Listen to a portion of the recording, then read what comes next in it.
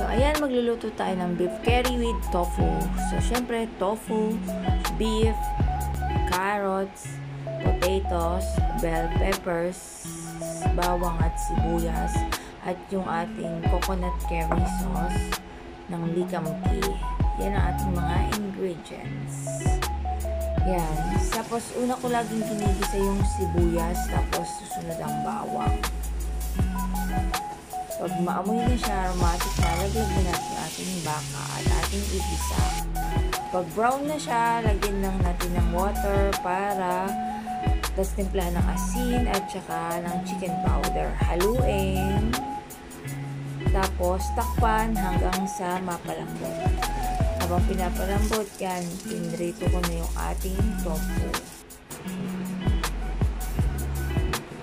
Tapos, pag malambot na yan, sa punti nalagyan ko na ng curry sauce.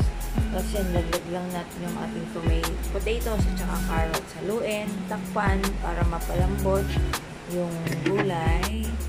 Tapos, pag okay na, laglag lang natin yung ating bell peppers. Pakuluan lang sandali para lumasa yung bell peppers natin sa sauce. Tapos, pag okay na, laglag na natin yung ating pinray na tofu kanina. Haluin.